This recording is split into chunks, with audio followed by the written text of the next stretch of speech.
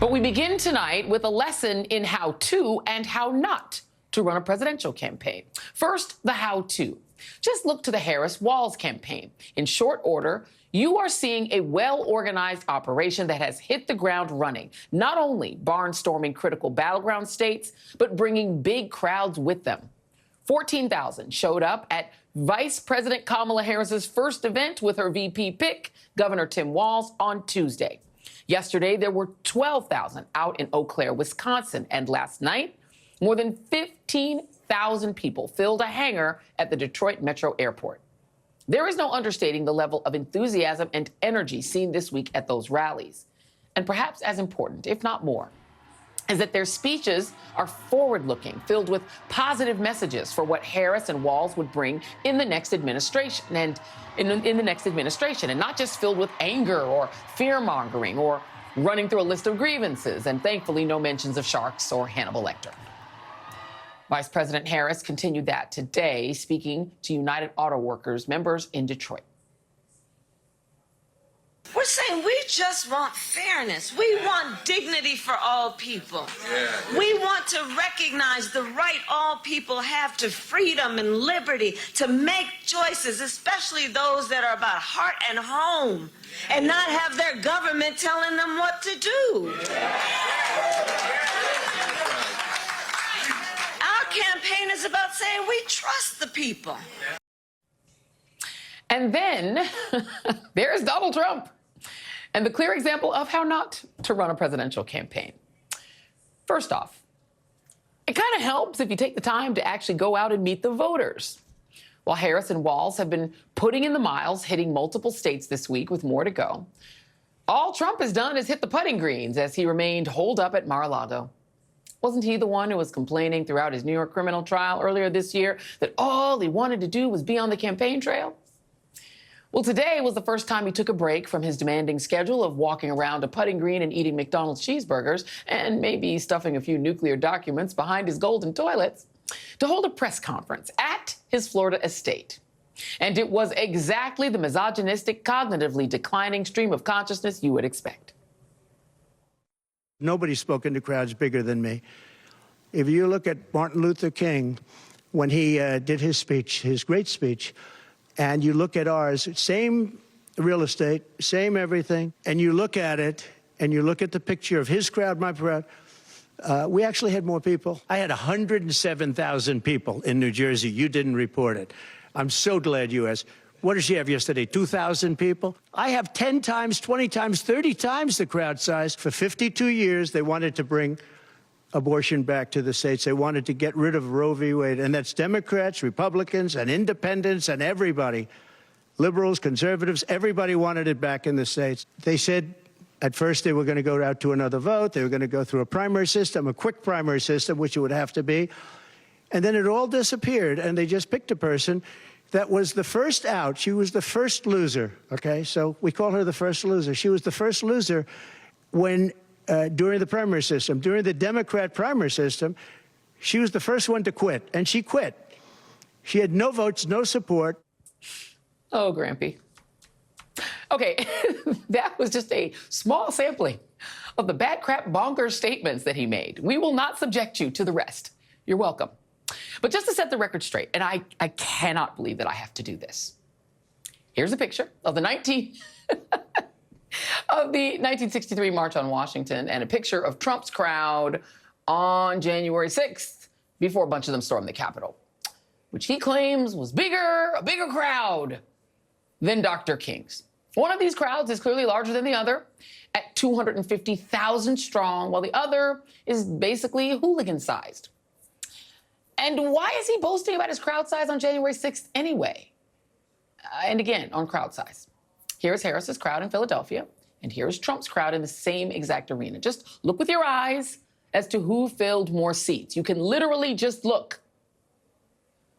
Oh, and abortion is a huge issue. And no, not everyone wanted to see Roe v. Wade overturned. The only ones who wanted it back in the States were Donald Trump's far-right evangelical base. And when it comes to Harris becoming the nominee, his deteriorating mind is clearly fusing the 2020 primaries with the ones this year, as he apparently thinks that Harris just ran for president in this year's Democratic primary, when in fact, She was on the primary ballots this year with Joe Biden as his vice presidential running mate, because she's the vice president. See, that's how that works. Perhaps it is time for Donald Trump to take another one of those cognitive tests. To be clear, Donald Trump did this today because he is freaking out, because he lost the spotlight to the Democratic ticket. And he decided to do what his cruddy little campaign has been unable to do, and that is seize back center stage. He tried to have his running mate, J.D. Vance, handle things this week on the campaign trail, but all he did was appear to stalk Vice President Harris across the country, including, at one point, trying to make his way with his entourage onto her plane, Air Force Two, which was just weird and embarrassing. So far, Trump's attacks on the Harris-Walz ticket are just not working. No matter how many times Trump posts on his third-rate social media platform with more and more unhinged rants. And don't just take it from me. They know their campaign is floundering. As the Washington Post reports, Trump behind the scenes is complaining relentlessly about Harris's surging poll numbers and media coverage since replacing Biden on the ticket, telling an ally in a phone call last weekend, quote, "It's unfair that I beat him and now I have to beat her too." Wah. I said the wah part. That was me. The Post adds that allies have taken to finger-pointing over several events that seemingly went off the rails. Perhaps they will add today's meandering hot mess presser to that list. Senator Lindsey Graham told the Post, quote, "We had a lot of good things happen in a row that were unsustainable, but we've hit a few speed bumps. There's been a rough spot." You think? Well, that is putting it mildly, Lindsey. I do recall, though, you saying once upon a time, if we nominate Trump, we'll lose and we'll deserve it. Touché. Joining me now is former Senator Doug Jones. He's currently a distinguished senior fellow at the Center for American Progress, and Jason Johnson, professor of politics and journalism at Morgan State University and an MSNBC political contributor.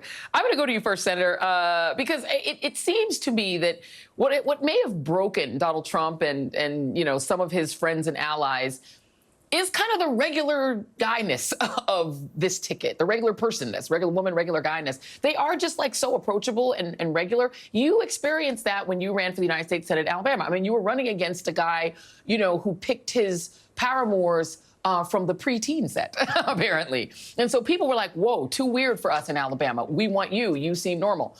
So you know how this works. What do you make of the way that the Trump campaign has responded?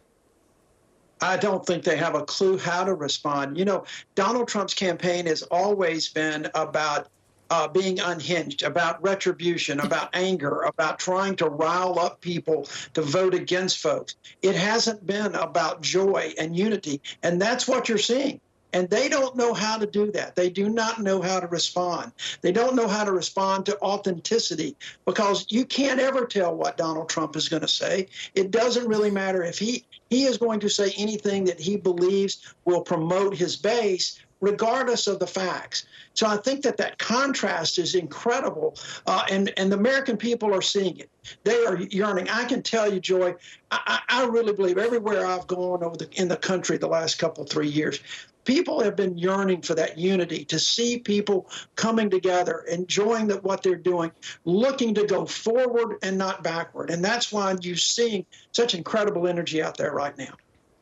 Oh, no, absolutely. And look, the Benetton ad of the Harris-Walz ticket, and you know, the two white dudes standing behind her, like amening her, like she's Gladys Knight and they're the Pips. Like, it is actually very unifying, and it's hard to escape that. Let me go to you, Jason. I almost never would dispute what a civil rights legendary lawyer would say, but I'm going to dispute one thing that the great Doug Jones has said. I can predict what Donald Trump is going to say. It's noun, verb, crowd size.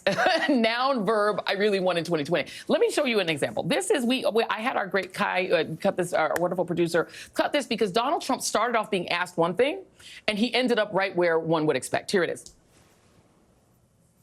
Yeah. We gave tremendous for child care and all of that. No, our tax cuts, which are the biggest in history, our tax cuts are coming due, as you know, very soon. Look, they've weaponized government against me.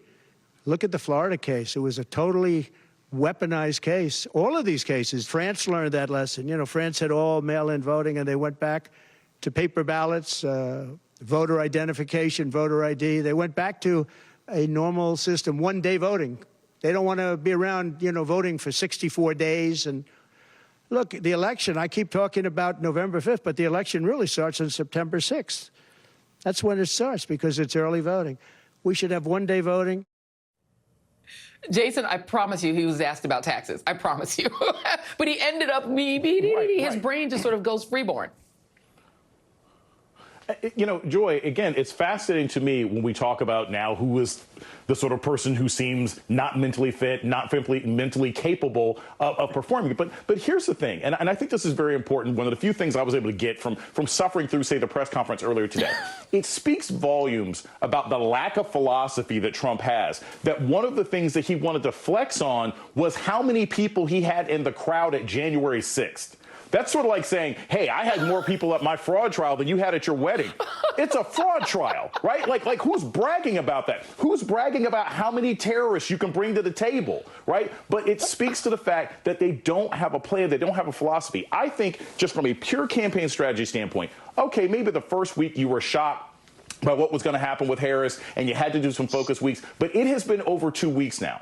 And they can't figure out anything to say other than she's black. So that I don't think they're going to figure anything out. They're just hoping America hates change, and America has wanted change for 4 or 5 years now, and the Harris-Walz ticket brings it. And by the way, let me just let y'all know the Cook Political Report, which, you know, the polls, we take it with a grain of salt, but they sort of do trends. They've moved a bunch of these ratings in these swing states to toss-ups. Arizona's been moved to toss-up, Nevada to toss-up, Georgia to toss-up. So it's much, much closer. But I want to play something for you, Senator Jones. This is Anand Giridharadas, who I thought had a brilliant explanation of why what Harris and Walz are doing is working and who it's working for. I thought this was great, so I want to play this real quick. Little piece of it.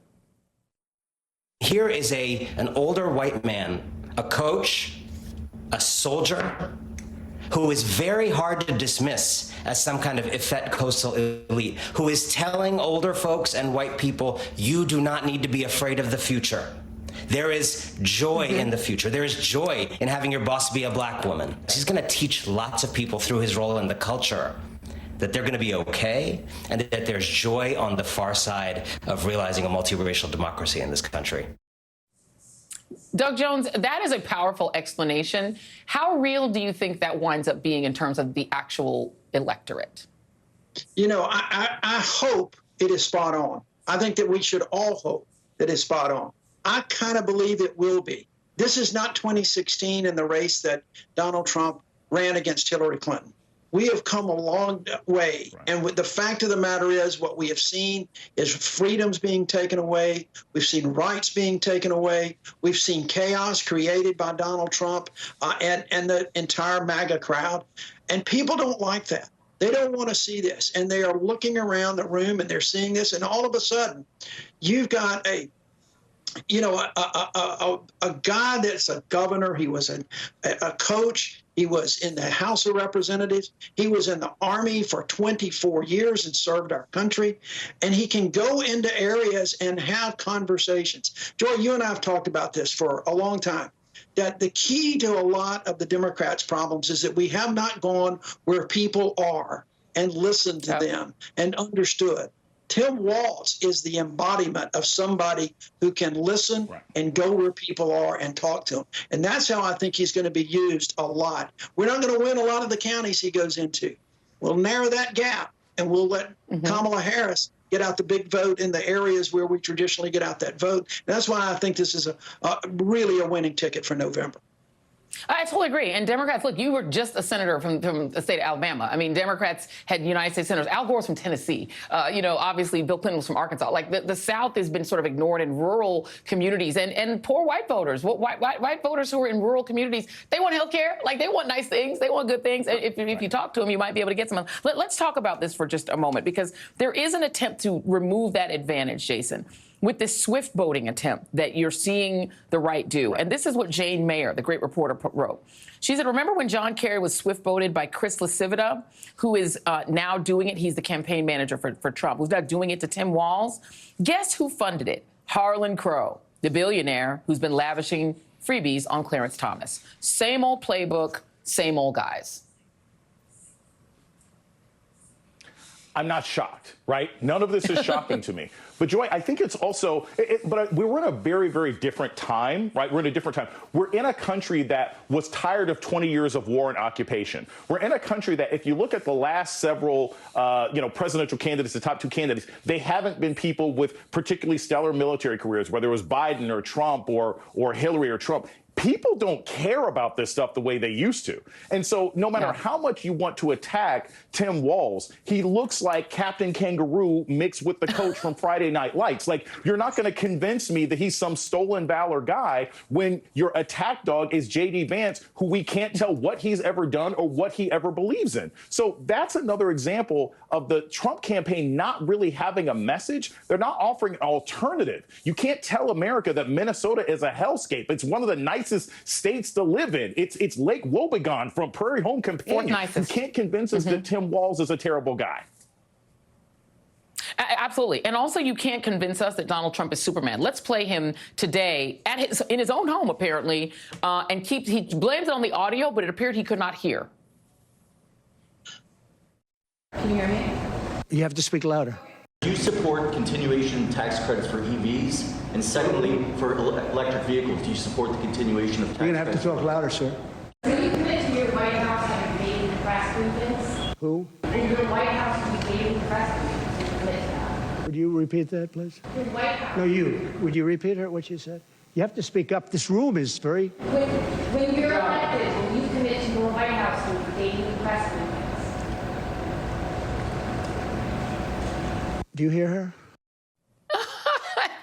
Okay, dude, it's your room, first of all, and just as a campaign matter. And look, we can all relate. Like, age is a number. It's a cruel number, right? It happens to all of us. Well, but the alternative is terrible, right?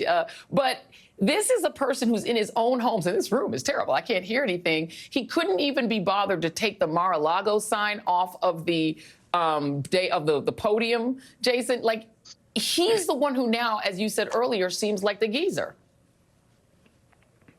Yeah. And here's the thing. I want people to be clear. This is not ageism, right? Nancy Pelosi is older than him, right? We're not saying that age is inherently a problem. What we're saying is someone whose entire campaign has been based on attacking Joe Biden because of his age is now demonstrating all of the supposed foibles, gaffes, and weaknesses that he said were disqualifying for his opponent until 3 weeks ago. That's part of the issue here. And what we're also seeing, Joy, and this is key, like you said, because he's here at Mar-a-Lago, even when Trump is on his own turf, he is now a weakened and diminished candidate. And I said 3 weeks ago, when Kamala Harris was endorsed by Joe Biden and Donald Trump was like, I'm not going to debate her, I said if he agrees to debate her, it's because the Trump campaign's internal numbers show that they can lose. And the fact that he's now floating that he will debate her for 3 days means we think we're in trouble. And if we don't debate her, this is already long gone. Yeah, it is. And Doug, I guess the bottom line here is that when you're running a campaign, you have to be willing to adjust because you just don't know what's going to happen. You're going to get curveballs thrown at you. I don't think I've ever seen, Senator, a campaign more flat-footed and unable to adjust. They just seem panicky, and it's clear he no longer has faith in them because he's now DIYing it at Mar-a-Lago. Well, he has no faith in them. He has no faith in himself. He has no faith in J.D. Vance. They are really floundering this. It is stunning to believe after all of the things. Remember, Donald Trump was on tape. He was caught on camera saying Joe Biden's going to withdraw. This was like 3 weeks before the president actually withdrew from the race. And he's playing golf, and he says he's going to draw. We got him out of the race. One would think they would be somewhat prepared.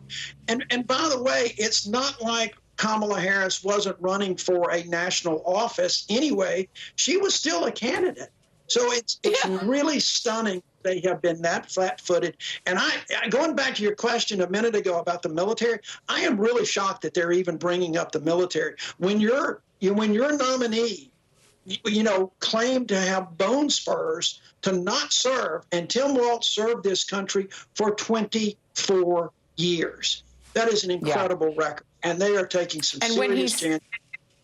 Indeed. And when he said on the radio that not getting STDs was his Vietnam, there's tape. You may not want to try to make those charges about somebody else's service, especially when he also said that military members are losers and suckers. There's a whole set of tape. Former Senator Doug Jones, Jason Johnson, thank you both very much.